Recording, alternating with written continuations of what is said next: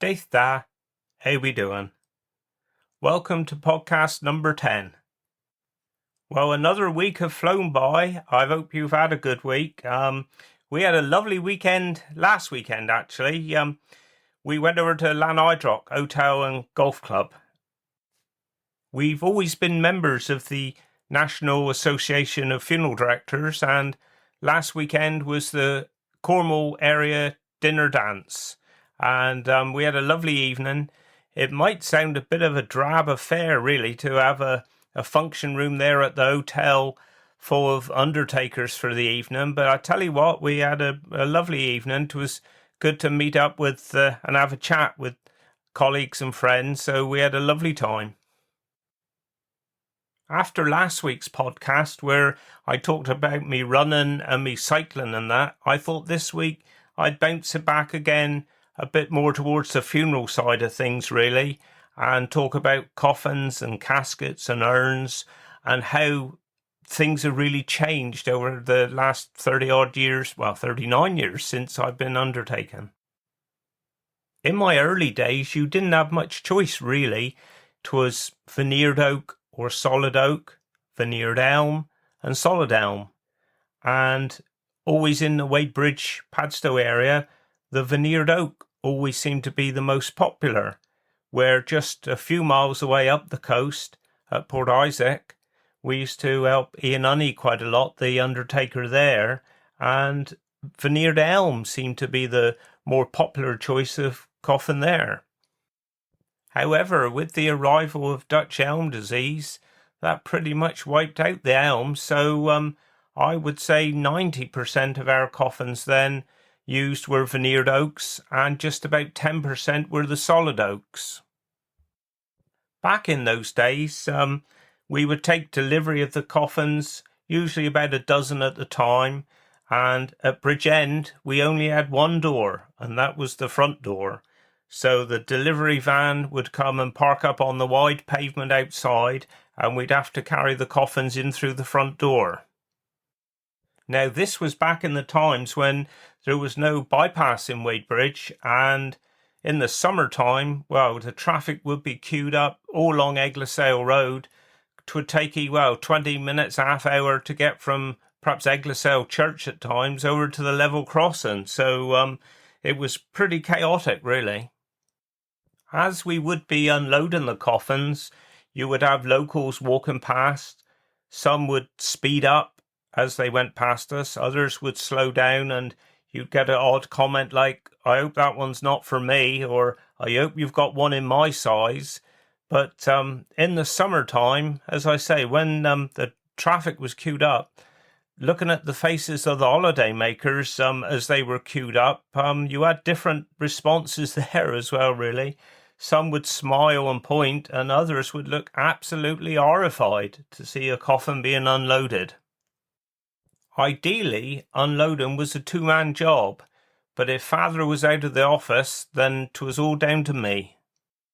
The veneered oaks aren't overly heavy, really, but they're awkward, so when you're on your own, it is a bit of a struggle to manoeuvre in through the door. I used to go and stack them in the passageway, and then when we'd unloaded them all and the driver had gone, I would mark them off, put a date on them, and then go and open the trapdoor in the workshop where the coffins would go down a chute down into the cellar below. If I was by myself, I did work out a little method where I would get the coffin and put it part way down the hole, but then wedge it there and then walk down the stairs, and then I'd just loosen it and it would slide down the chute, and I would then put it away. Initially, the coffins were just placed around the cellar, but we found that if we were busy, or perhaps sometimes not perhaps out of laziness, but easier, we would look to get a coffin of the size we wanted, and it was obviously one of the newer ones, so it was nearer the front, and we would use that. So we weren't always using them in rotation. So Father and George Lang got together, and they actually made up a lovely framework either side of the cellar so that we could slide each coffin in, and then you could see the date and the size on it, and it just made life a lot easier.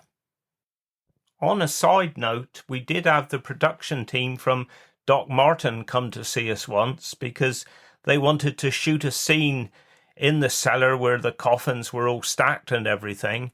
But the chap that came from the crew, he quickly decided against it because he wasn't overly tall, but 'tis a low cellar ceiling really, and he kept scatting his head. And well, I can tell you how low it is because I used to have to clucky down when I was walking around there. So it was decided that they wouldn't film there after all. Back then, as today really, we still keep a stock of about 40 veneered oak coffins of all different sizes. So we do pride ourselves that we've got such a variety of sizes whenever's needed. With the solid oaks, we used to get them originally from Plymouth up in England, but then we used to get them from a chap called Bill Lawry down at Gurmo. I first met Bill in the mid-1980s, I suppose it would be, perhaps 86, when I was taking my diploma in funeral directing. And Bill and Tony Emwood of Newquay, they were our two tutors at the time, and we used to meet them every week. Lovely chaps, both of them lovely chaps. And I started talking to Bill, and we decided that we would get our solid coffins from him. To save me going all the way to Gurmo each time, it was agreed that I would meet Bill or Tony, his boy, at Hale Rugby Club. So I would get there at the appointed time, and I reckon it might have been quite a spectacle, really, to see these two cars side by side, and then this heavy coffin lifted out and put in the other one, and back home to Wadebridge I go. On one occasion, we did have a family request that the solid oak coffin be lined with lead. So we used the company in Wadebridge, Ernest Derry, the plumbers, and up to Chapel Lane I went. Now, it was Mark Enwood who was in the workshop up there who lined this coffin for us. So I did message Mark this week because I wanted to just get me facts right kind of thing, because it was in my early days really, and obviously Mark is a lot older than I am. So I thought I would ask him. I remember Gordon Hicks working there as well, and he did tell me that he, as an apprentice, Gordon showed him how to line a coffin, and then I think he did 2 or 3 for Ronnie, and then he lined this coffin for us when we needed it. On a side note, I do think distantly Mark and me are related by marriage. I think 'tis to do with the Henwood side marrying into the Hodge side. I think 'twas Uncle Les and Auntie Em, but yeah, there is a connection somewhere there along the line. Whenever we get the coffins delivered, they're always just the plain shells, and then we furnish them inside and out ourselves. So then I think 'tis really the last 5 to 10 years that all the different alternative coffins have become available, and we have such a choice now, right the way from cardboard, banana leaf, cocoa stick, wicker, cane, seagrass. That's just a few examples of the coffins that we use today. I think the most popular choice out of this selection of coffins is the seagrass, and then after that I think 'tis the cardboard, where most people leave the cardboard ones as they are, but you do get a few families that will come in for a couple hours and paint pictures on them, put handprints or whatever, or even stick photographs or something on the side. So anything goes these days really.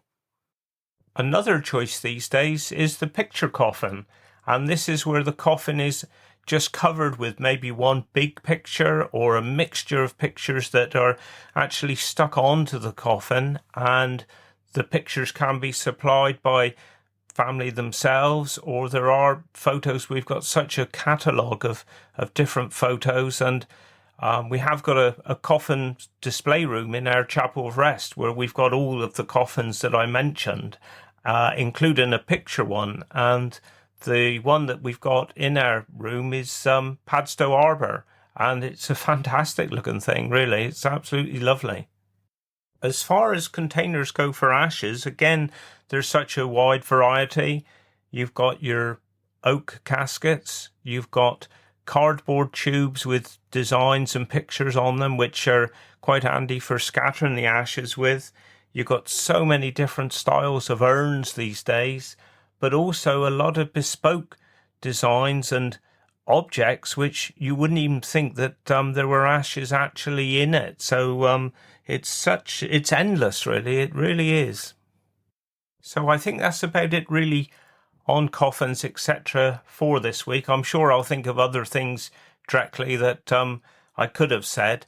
But one thing I meant to say last week, I forgot all about it, was my visit down to the dentist the week before. So I was being operated on at the dentist by the hygienist Danielle, lovely maid. But she did one of these things that dentists often do. Your mouth is full of contraptions and they'll ask you a question. And at the time she had this scraping thing in my mouth and a mirror as well. Her mate was there with a suction thing hoovering out the back of my throat.